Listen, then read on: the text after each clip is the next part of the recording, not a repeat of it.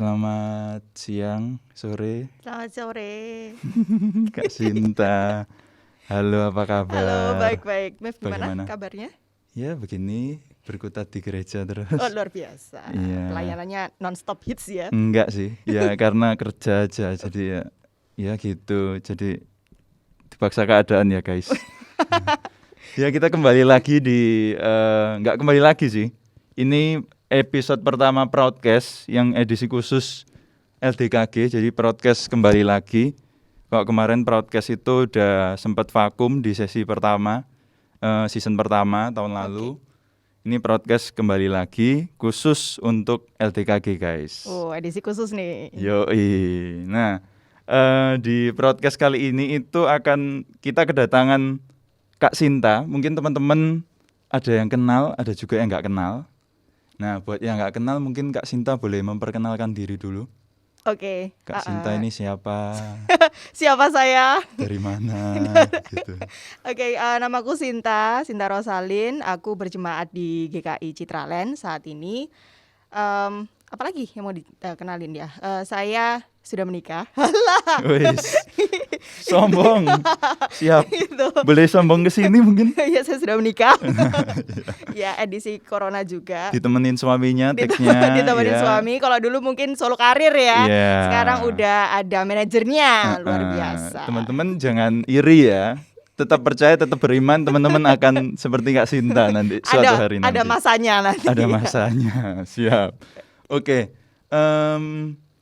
Kak Sinta ini sudah bekerja ya, guys. Jadi mungkin teman-teman lihatnya kayak masih kuliahan gitu, anak kuliahan, tapi Kak Sinta ini udah bekerja.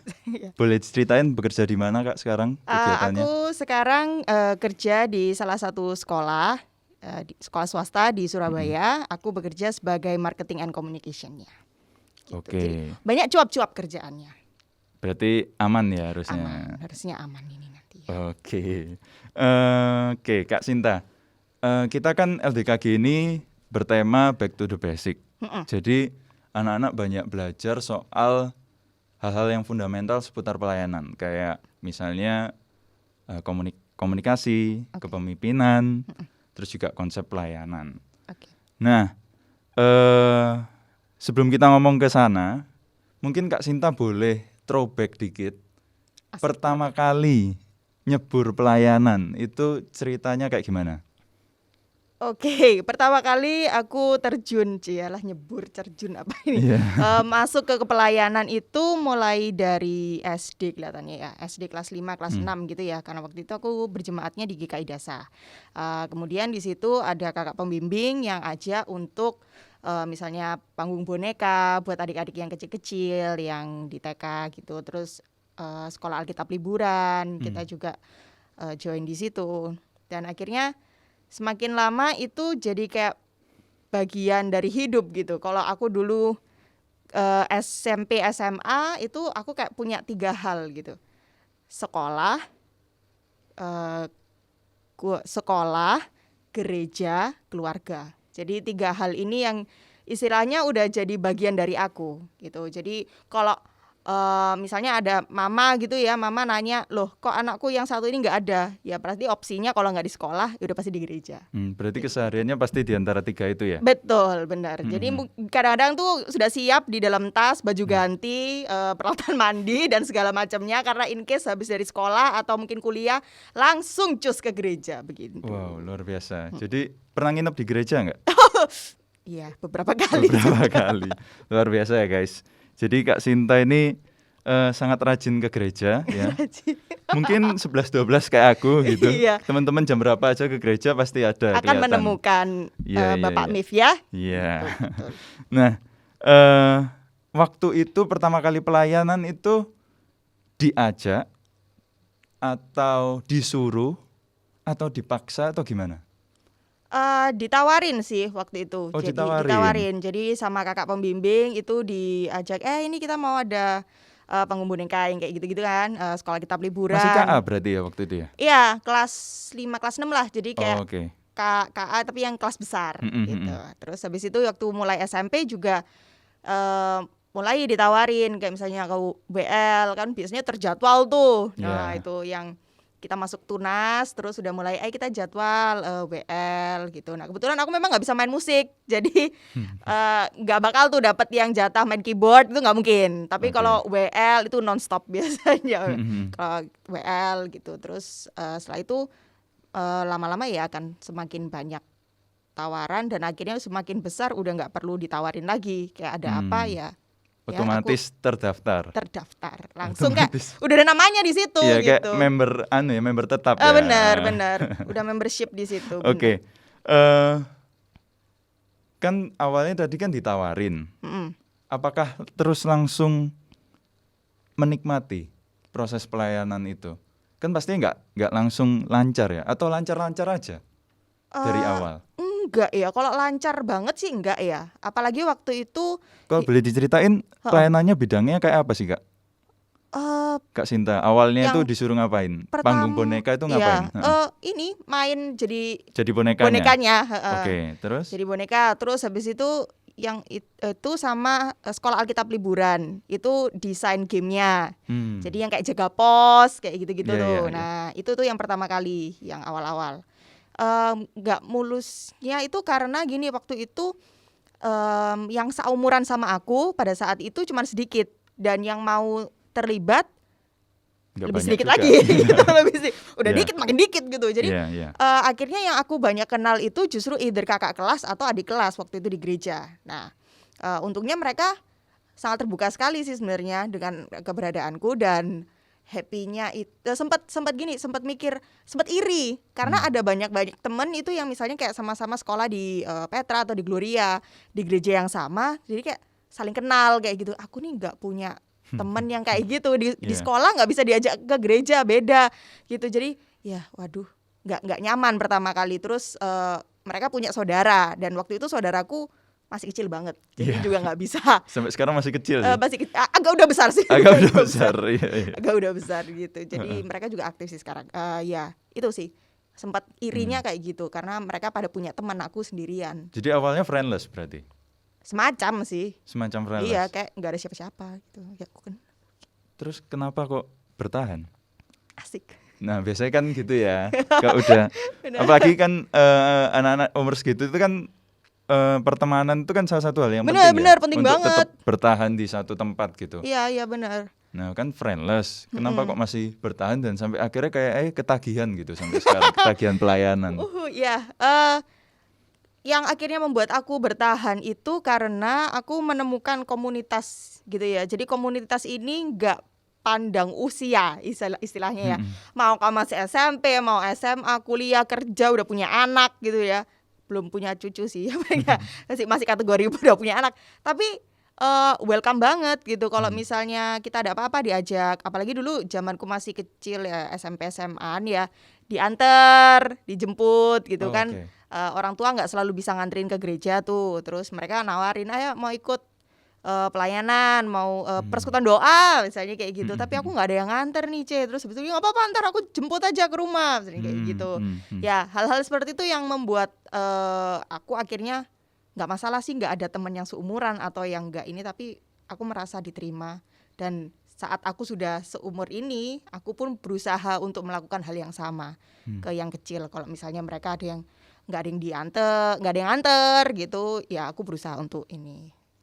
Temenin. Sekedar info ya buat teman-teman ya, kita cuman supaya teman-teman ini tahu Kak Sinta ini seaktif apa di gerejanya yang sekarang. Kak Sinta ini juga udah jadi penatua kan? Iya, penatua. Nah di umurnya yang masih muda ya toh, udah jadi penatua, itu kan berarti udah menggambarkan ya teman-teman seberapa cintanya Kak Sinta ini sama gereja, enggak ya, cinta sama Tuhan gitu ya. Nah, dalam proses itu Kak, memangnya nggak pernah males, nggak pernah? Males, iya pasti pernah. Pengen berhenti pelayanan dulu, kayak gitu-gitu. Kadang-kadang juga overwhelmed, pernah. Karena kadang kalau saking kita aktif gitu ya, itu banyak banget yang diurusin, Mev. Jadi misalnya kayak di KPR gitu. Apalagi kalau misalnya ini sedikit curhat juga. Kalau kita ngajakin orang terus ternyata orangnya tuh nggak mau join gitu, itu kadang-kadang juga sedih hati ini ya. Tapi itu yang kadang-kadang juga bikin aku frustasi gitu. Aduh, ngajakin orang acara kok nggak ada yang mau Iya. gitu. Ya pasti sedih juga dan kadang-kadang overwhelmed. Pernah ada masa-masa di mana udah nggak mau ngurusin dah. Tapi ya balik lagi akhirnya. Iya. Akhirnya kembali lagi karena memang udah jadi kayak nafas hidup lah gitu. Berat Mantap. banget. Ya buat yang masih kecil tenang dulu ya. Nah, Kak Sinta tadi kan sempat bilang apa susah untuk ngajak orang-orang baru. Terus juga acaranya banyak dan kadang mungkin nggak berhenti ya. Selesai event ini langsung persiapan buat event berikutnya, langsung maraton gitu terus kan. Betul. Waktu capek itu bisa digambarkan nggak sih? Kayak apa pengalamannya? Waktu lelah, kecewa, menghadapi gitu ya. Waktu dalam proses itu kan pasti ada konflik dengan rekan-rekan pelayanan, dengan majelis kayak gitu ya. Betul. Nah, kekecewaan seperti apa yang pernah dialami yang mungkin membekas gitu, yang bisa dibagikan ke teman-teman? Miskom itu pernah apalagi zaman chatting itu. Jadi kita kadang ya nyeplos ngomong di situ dan bukan berarti aku yang selalu pelayanan nggak pernah ada salah gitu, dan aku merasa memang itu sebenarnya salahku gitu. Aku salah ngomong dan akhirnya melukai hati orang gitu, sampai akhirnya melebar ke yang lain-lainnya. Orang tua juga ikut di situ. Jadi ya itulah memang warna dari kita berpelayanan. Tapi to be honest, pengalamanku di gereja itu jauh mempersiapkan aku ketika aku di kehidupanku maksudnya yang kayak sekolah, kerja gitu ya. Itu benar-benar dibekali gitu loh karena aku aktif di gereja gitu. Nah ini karena Kak Sinta udah menyinggung soal ini ya. Iya. Ini kan salah satu memang kalau bisa dibilang manfaat ya. Manfaat kita aktif di gereja. Ya.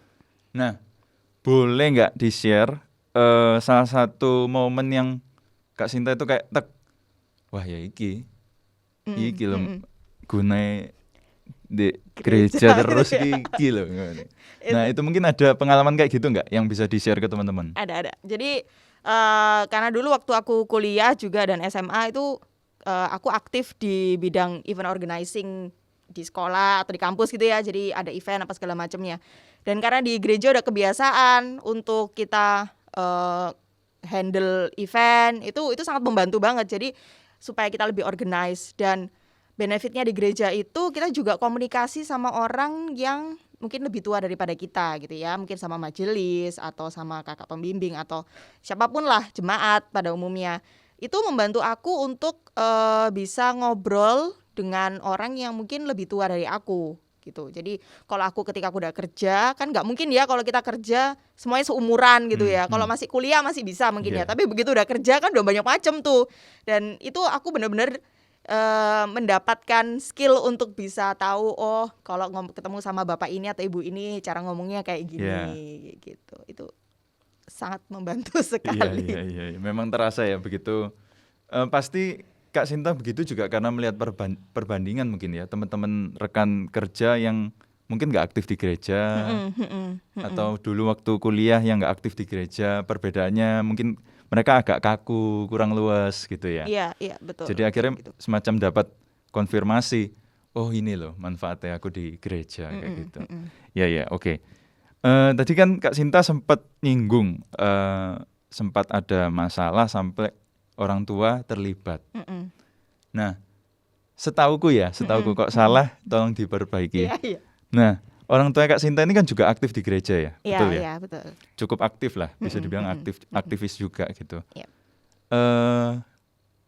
Sejauh mana sih peran orang tua dalam membuat Kak Sinta itu aktif di gereja? Apakah orang tua Kak Sinta ini tipikal orang tua yang memaksa anaknya untuk pelayanan?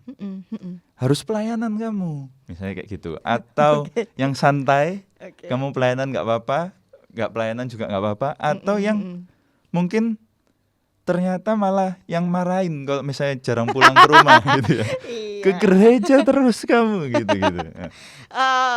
Orang tuaku itu orang tua yang sangat dinamis ya teman-teman ya. Jadi sangat dinamis. Jadi sometimes kalau ada lah masa-masa di mana aku kayak males gitu ya, mungkin ya males ibadah, males apa gitu kan, ada lah pasti. Itu mereka ya semangatin gitu. Mereka bilang bahwa kamu udah komit nih, latihan kolintang misalnya, nggak boleh males gitu, udah komitmen, ya udah gitu. Tapi ada masa juga di mana ya lebih mendukung gitu, misalnya kayak aku ada event ini mam, aku ada ini, kita cari dana, cari apa, oh mama iya mama join, nanti mama ikut datang ya, visit ke tempatmu nanti di campnya bagaimana. Itu ada masa-masa juga di mana gak mulai gitu. Kamu ini di rumahmu tuh, di rumahnya tuh di sini apa di gereja? Ya ada juga momen-momen seperti itu gitu. Apalagi mereka paling, ya namanya orang tua ya, mereka nggak bisa ngelihat kita kayak terlalu capek gitu ya. Jadi kalau udah kita udah lusuh banget gitu, mereka berharap udahlah kamu istirahat dulu, baru nanti kamu recharge kembali lagi gitu. Tapi pernah berkonflik sama orang tua soal gereja nggak? Karena pelayanan di gereja terus akhirnya konflik di rumah? Nggak secara langsung sih, kelihatannya enggak juga sih. Cuman ya pernah lah rasanya ya, tapi bukan. Tapi pada akhirnya mungkin orang tua suportif ya? Iya. Memang basically mereka suportif betul. Ke anak-anaknya ya, untuk pokoknya yang terbaik untuk anak-anaknya gitu ya. Ya. Kalau di awalnya itu berarti memang murni keinginan sendiri atau ada dorongan orang tua? Orang tua lebih ke misalnya kan dulu masih atau minta izin ya. Atau mereka yang memang berharap anaknya aktif pelayanan juga gitu loh. Aku nggak ngerti apakah memang benar-benar berharap yang gimana gitu ya. Tapi setauku orang tuaku sangat mendukung. Jadi kalau misalnya waktu dulu kan pembimbing minta izin nih, ibu boleh nggak Sintanya kita ajak ini gitu, mama pasti yang kayak oh iya boleh gitu. Kalau papa ya udah nggak usah nanya kalau papa mah. Tapi kalau mama tuh yang oh iya boleh gitu. Terus mereka lebih cenderung oke sih. Nah, dan memang mereka menyatakan kalau ya kita ada limitasi, misalnya papa mama nggak bisa nganterin nih kayak gitu. Kalau misalnya memang kamu mau ikut ya you need to find a way gitu. Dan kebetulan memang orang-orang teman-teman gereja support banget gitu, nggak apa-apa. Yang penting ibaratnya kayak nggak ada lo nggak rame, just kita saling untuk bantu lah gitu. Ya berarti Kak Sinta cukup beruntung ya dapat orang tua yang ya bisa dibilang nggak terlalu ribet lah. Sangat-sangat suportif dalam hal kayak gini. Maksudnya nggak maksa juga. Nggak maksa juga, tapi juga kalau misalnya anaknya terlalu over juga diingetin. Iya benar. Gitu. Biar hidup lebih balance. Oke. Dalam kita melakukan pelayanan, selama Kak Sinta pelayanan di gereja, pasti kan ada, tadi kan sudah sempat cerita juga, ada konflik, ada kesulitan gitu. Nah, ya apa cara Kak Sinta untuk menghadapi kesulitan itu? Atau mungkin boleh diceritakan dulu, ada pernah nggak berkonflik karena masalah kepemimpinan atau masalah komunikasi? Kita kan lagi bahas soal kepemimpinan sama komunikasi. Mungkin karena kepemimpinannya Kak Sinta yang mungkin terlalu santai atau bisa terlalu kaku, akhirnya menyebabkan suatu konflik. Atau komunikasi, mungkin Kak Sinta pendiam, dibatin, semua dibatin, nggak diomongin. Atau yang diomongin banget, semua diomongin. Terus akhirnya jadi konflik gitu. Mungkin bisa di-share ke anak-anak nggak satu kasus soal kayak gitu-gitu? Oke. Mungkin yang pernah terjadi itu justru nggak koordinasi gitu ya. Jadi dulu tuh aku ada masanya di mana apa-apa aku urusin sendiri, which is itu nggak sehat teman-teman. Jadi delegasi itu penting. Nah itu yang akhirnya membuat aku jadi overwhelmed dan emosiku nggak stabil, dan orang ngajak ngomong dikit aja udah kayak senggol bacok gitu, which is kan nggak sehat ya. Kenapa jadi, Kak kok waktu itu suka ngerjain sendiri? Dulu aku punya mindset untuk tidak mudah percaya sama orang gitu. Dan itu gak cuman di gereja teman-teman, ini lebih ke general ya. Jadi tugas sekolah kayak gitu, aku ngerasa kalau temanku gak bagus kerjaannya udah aku kerjain aja gitu. Tapi akhirnya aku belajar bahwa ini gak membantu aku dan memang harus didelegasikan. Jadi mungkin kalau teman-teman ada yang sama kayak aku, yang apa-apa kita kerjain sendiri. Tapi ada yang masih mampu loh sejauh ini. Oh luar biasa. Maksudnya ya di peserta ya, ada beberapa mungkin yang masih mampu untuk jadi Wonder Woman gitu, jadi jadi Superman gitu. Gimana? Mungkin gini ya, lebih ke arah saat kita di jenjang SMP, SMA, kuliah itu ada tanggung jawab kita, misalnya porsinya sekian gitu. Nah nanti semakin lama kan pasti akan semakin banyak.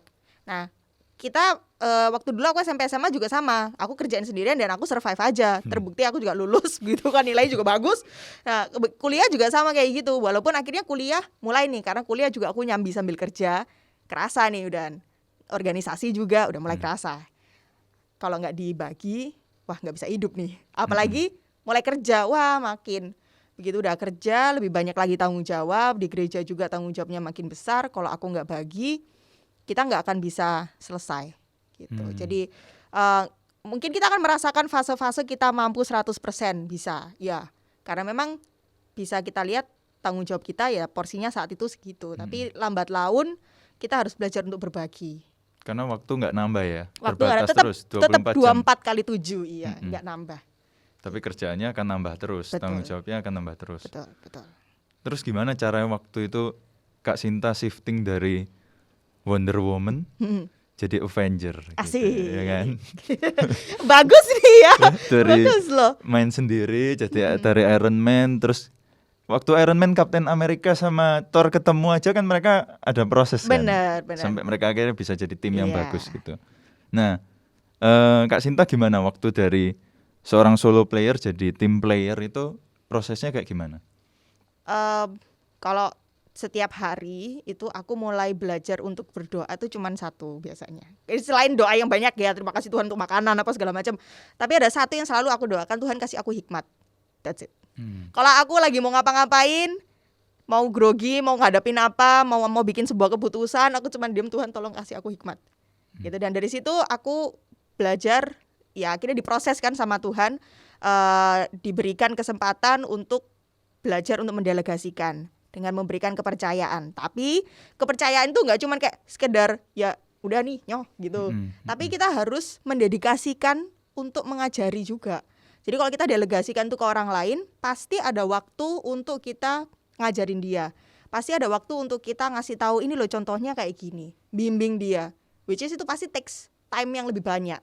Tapi investasi di awal ini akan membuahkan hasil yang lebih produktif nanti. Memudahkan di akhir ya. Memudahkan gitu. Memang ya sama rumus investasi. Ya mungkin karena beberapa anak-anak itu malas ribet ya. Karena kok anak-anak seumuran mereka kan malas ngajarin ya. Kalau yang tak lihat, aku cukup relate sih karena aku juga seorang solo player juga gitu. Mantan solo player juga gitu.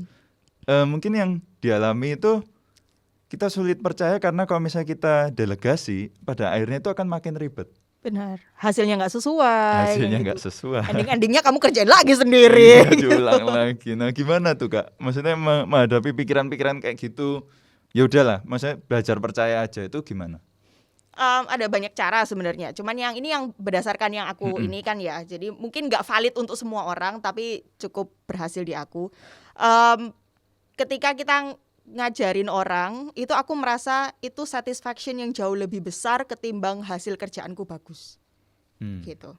Jadi menganggap bahwa ketika aku berhasil membuat orang juga berhasil, itu poinnya plus dibanding kerjaanku bagus terus aku dipuji orang misalnya kayak gitu.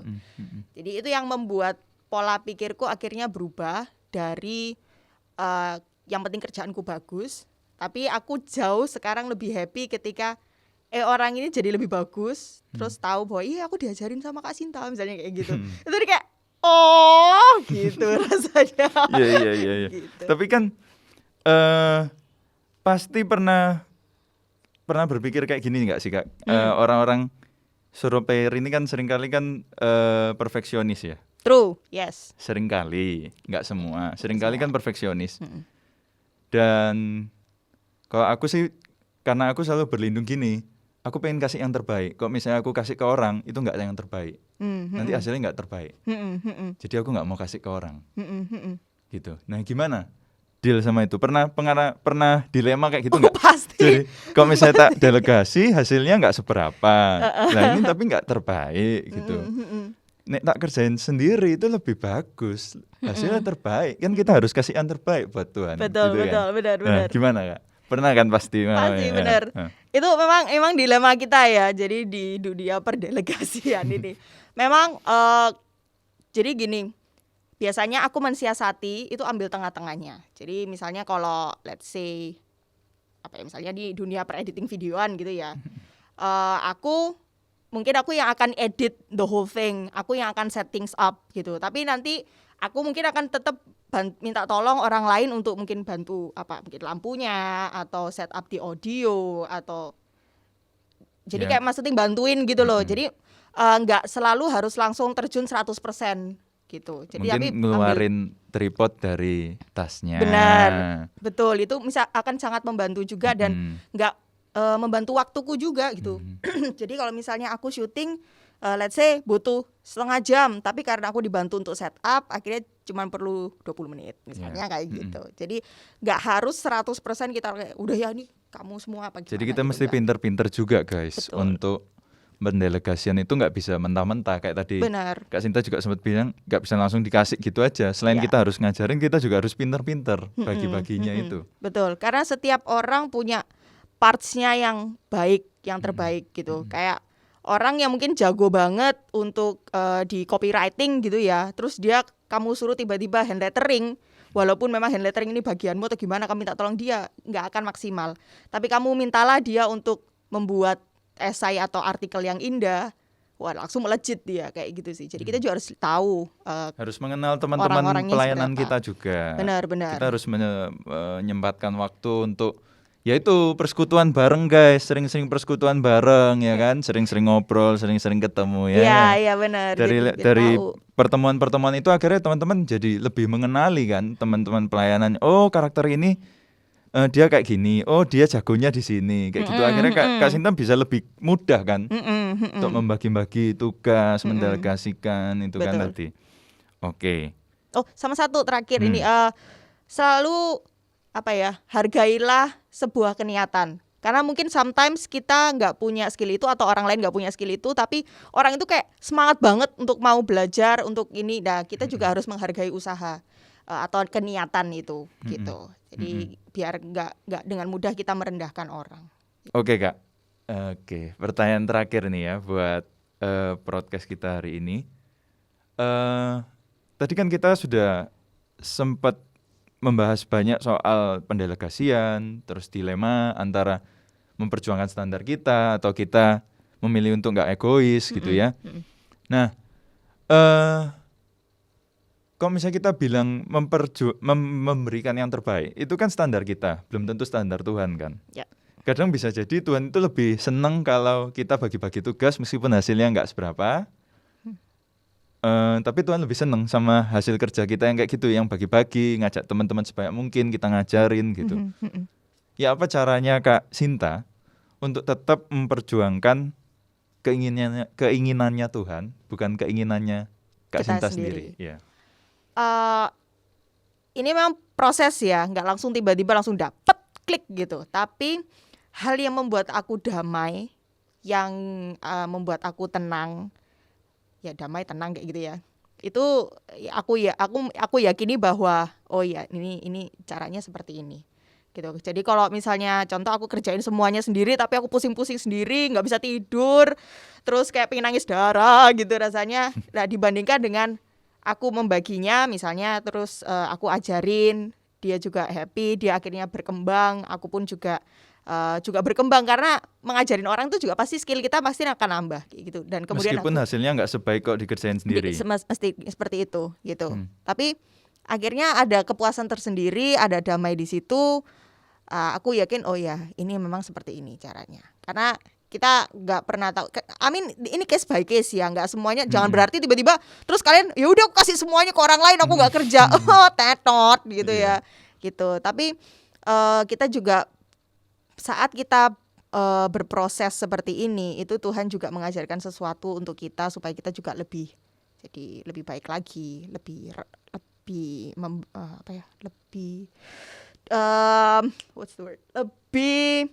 sabar, lebih legowo istilahnya dalam memberikan mengerjakan segala sesuatu, lebih terbuka juga kayak gitu. Dan pada akhirnya secara komunitas juga lebih bertumbuh ya daripada kita berjuang sendirian. Kita kan seringkali berjuang sendirian terus ngomel-ngomel kok nggak ada yang bantuin. Gitu ya. Emang pernah nanya gitu kadang-kadang kayak gitu kan. Iya gak sih, pernah gak sih kayak gitu? Kok Aku nggak ada yang ngomong sendiri. ikut, nggak ada yang bantuin, tapi padahal kita ya memang kerjanya sendirian Iya, gitu. aku kadang-kadang pernah kayak gitu juga. Aku gak ada yang bantuin, terus aku pikir lagi, emang aku pernah nawarin orang buat bantuin aku gitu ya. Itu kita juga berefleksi lah. Iya, Gitu. oke. Udah setengah jam lebih guys. Kok misalnya kalau misalnya ya karena durasi ya guys. Karena aku tahu kalian kan millennials, kok dikasih tontonan panjang pasti nggak ditonton kan. Ini aja aku ragu kalian tonton sampai selesai guys. Nah, oke. Teman-teman, kalau misalnya teman-teman berhasil nonton video ini sampai di akhir, Kak Sinta mungkin ada last message buat mereka supaya mereka tetap semangat pelayanan meskipun mungkin sekarang lagi titik terendah, merasa sendiri, Asik. ya kan? Merasa nggak didukung siapa-siapa, merasa kerja sendiri. Mungkin boleh. Oke. Lihat mana nih, ke situ apa situ? Sini boleh. Ke situ. Teman-teman, keinginan kita untuk melakukan pelayanan itu kita harus punya satu point of view bahwa itu sepenuhnya adalah kita. Jadi jangan menyalahkan orang lain dalam kondisi apapun, tapi punyalah suatu mindset bahwa yang bisa mengubah diriku adalah aku sendiri. Jadi kalau kalian ngerasa kalian mungkin males, nggak ada temennya atau apa, jangan berusaha mengubah orang lain, tapi berusahalah untuk berefleksi dan ubah dirimu untuk menjadi lebih baik. Oke, mantap guys. Ini persis kayak disclaimer-nya kita ya guys. Nggak ada janjian. Jadi memang kita ada disclaimer di awal. Oh, okay. Kalau acara LDKG ini nggak akan bisa mengubah mereka kalau mereka nggak mengubah diri mereka sendiri. Asik. Nah, nggak janjian ya guys, nggak janjian. Jadi janjian. ini benar-benar confirm kalau memang ya kalau kalian mau berubah, kalian harus berubah sendiri. Iya betul. Gitu. Oke, thank you Kak Sinta. Kita ketemu lagi. Kalau teman-teman ketemu Kak Sinta di siapa ya? Kok main ke Citraland. Iya. Sekarang Kak Sinta di Citraland. Di Citraland. Gitu. Thank you Oke. semuanya. See you semuanya. Dadah.